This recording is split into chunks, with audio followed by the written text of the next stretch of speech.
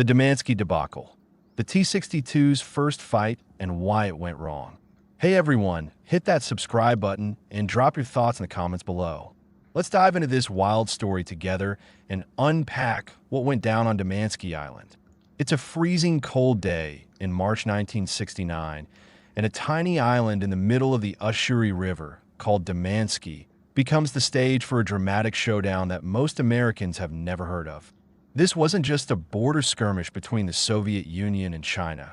It was a moment when tensions between two communist giants boiled over into a full-blown crisis.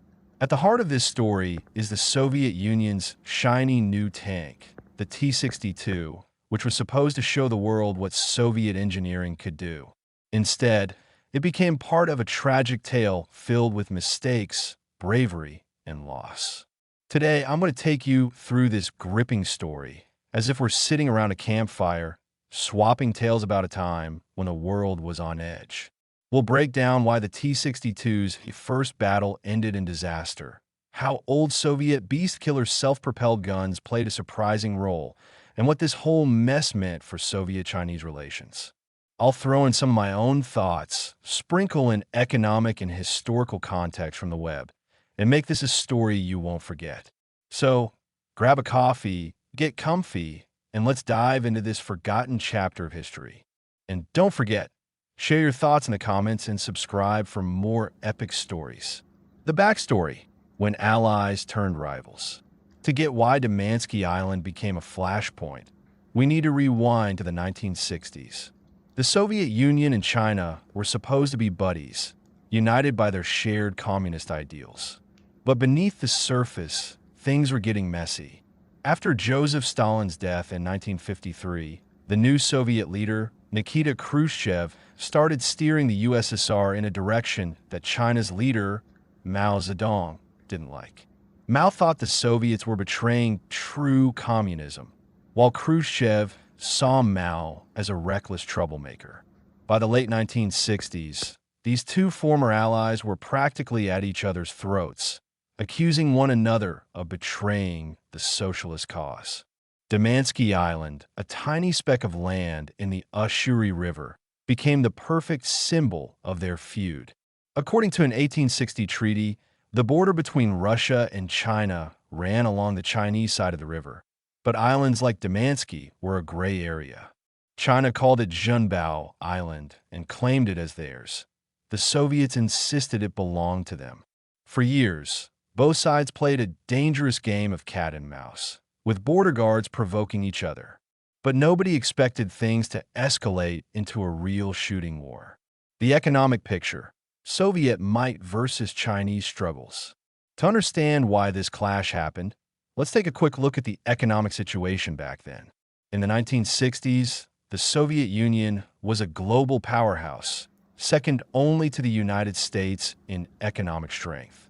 After World War II, the Soviets poured money into their military, building tanks, planes, and missiles like there was no tomorrow. The T-62 tank, which we'll talk about more, was a crown jewel of their engineering. Historians say the USSR was spending about 20% of its GDP on defense during this time, which let them maintain a massive army and navy. China, on the other hand, was in rough shape. Mao's great leap forward from 1958 to 1962 was a disaster, leading to famine and millions of deaths. The World Bank estimates that China's economy in 1969 was worth about $70 billion, while the Soviet Union's was over $500 billion. China's army was huge in numbers, but lagged way behind in technology.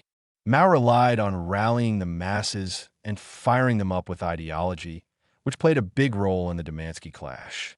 So with these tensions, political, ideological, and economic, building up, it was only a matter of time before a spark set everything off.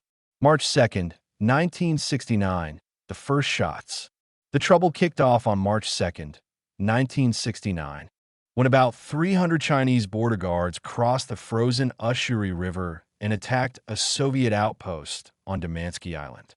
Armed with rifles and grenades, they caught the Soviets off guard, killing 31 Soviet soldiers and wounding dozens more. This wasn't just a scuffle.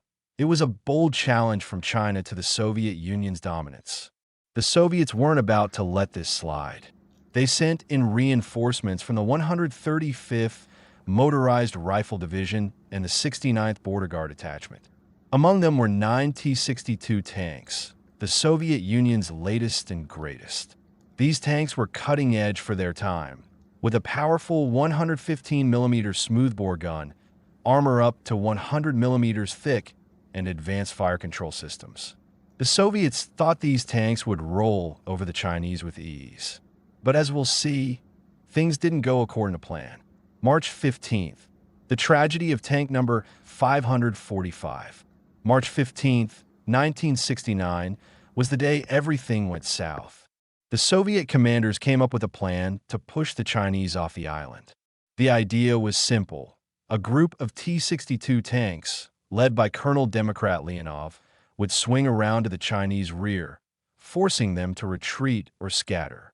Leonov himself rode in tank number 545, leading the charge. He was a seasoned officer, but even his experience couldn't save the day. Mistakes that cost lives. The Soviets made some critical errors. First, they had almost no intelligence about the Chinese forces. They didn't know how many soldiers were on the island, where they were positioned, or whether they had anti-tank weapons. This lack of info was a recipe for disaster. The Chinese, on the other hand, were ready. They'd set up an ambush, waiting for the Soviet tanks to roll right into their trap. The second big mistake was communication, or the lack of it. The radios in the tanks and the border guards units weren't set to the same frequency, so the tanks and infantry couldn't coordinate. In a fast-moving battle, this was a death sentence. As the T-62 tanks moved across the frozen Ushuri River, the Chinese opened fire with anti-tank guns. Tank number 545 took a direct hit, damaging its left track and rollers. The tank was stuck a sitting duck. The crew tried to bail out, but in the chaos, Colonel Leonov was killed, possibly by a bullet or shrapnel from a nearby mine. The tank's driver, Private Alexei Kuzmin, also died. The rest of the crew escaped, but the tank was left behind. Heroes in the dark. The Chinese knew the T-62 was a prize. It wasn't just a tank. It was a chance to study the Soviet Union's latest technology. They kept a close eye on it, making it tough for the Soviets to get near. It wasn't until the night of March 15th to 16th that a Soviet recon team, led by Sergeant Yuri Babansky, managed to reach the tank and recover the bodies of Leonov and Kuzmin. This was an act of incredible bravery, but it couldn't change the fact that the tank was now in enemy hands. The Chinese trophy, the fight for the T-62. The Soviets weren't about to let the Chinese keep their prize. They tried to destroy the tank to prevent it from being studied, but blowing it up or sinking it in the Ushuri River didn't work. The Chinese, meanwhile, were determined to claim the T-62. On March 17th, they upped the ante by bringing in 4 IS-152 self-propelled guns, nicknamed Beast Killers for their ability to take out German tanks like the Tiger and Panther during World War II. These were old Soviet machines given to China in the 1940s, now being used against their former owners. Talk about irony. The Soviets responded with artillery from the 378th Artillery Regiment. When the Chinese tried to get their IS-152s close to Soviet tractors sent to retrieve the tank, the Soviet gunners opened fire. One ISU was hit, and another caught fire and burned. But the Chinese didn't give up. They eventually managed to pull the T-62, which had sunk partway into the river's ice, out of the water. Did the Chinese crack the T-62 secrets? Getting their hands on the T-62 was a big propaganda win for China, but it didn't pay off as much as they hoped. In 1969, China's industry and science weren't advanced enough to reverse engineer the tank. Historians say the Chinese took it apart and studied it, but they couldn't build their own version. Some parts, like the smoothbore gun, may have inspired later Chinese designs, but a full copy of the T-62 never materialized. Lessons from Damansky. What went wrong? The Damansky clash was a wake-up call for the Soviet Union. The T-62's first fight was supposed to be a showcase of Soviet power, but it turned into a disaster. Let's break down why. Nointed. The Soviets had no clue about the Chinese forces' size, positions, or weapons.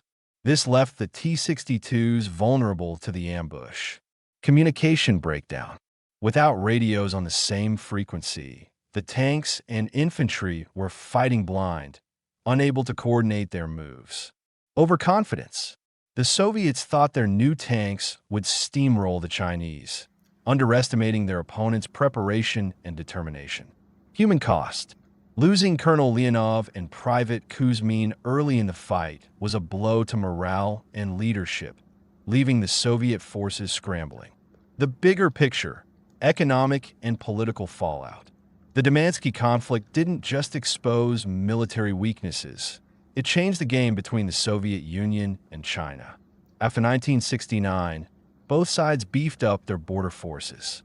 The Soviets sent more tanks and missile units to the Far East, eating up about 10% of their defense budget in the 1970s, according to economic studies. China used the clash to boost Mao's image, painting it as a victory against Soviet imperialism. But their weak economy meant they couldn't modernize their military quickly, not until Deng Xiaoping's reforms in the 1980s. A view from 2025, why it still matters.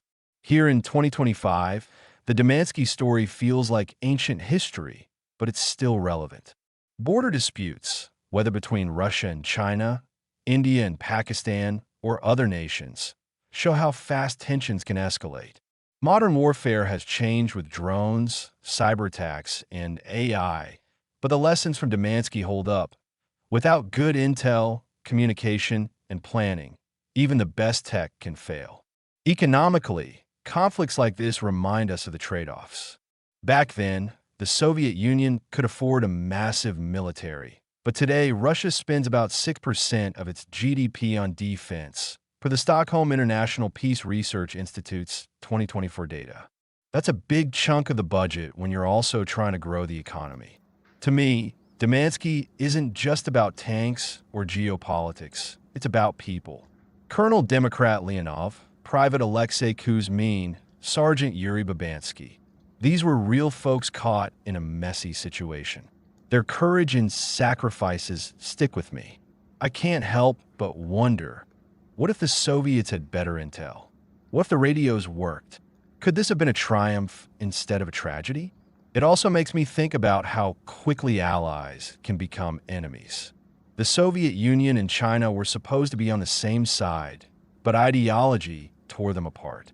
Today, with the world splitting into camps, East versus West, China versus the US, I see echoes of that same division. We need to learn from history and prioritize dialogue over conflict. Guys, the Damansky story is a reminder that history isn't just dates and battles. It's about people, choices, and lessons. I want to hear from you. What do you think about this clash? What can we learn from it today? Maybe you've got family stories from the Cold War era. Share them in the comments. And don't forget to subscribe for more deep dives into history's forgotten moments. Let's keep the conversation going and uncover the past together. Hit that subscribe button, drop a comment, and let's explore history as a community.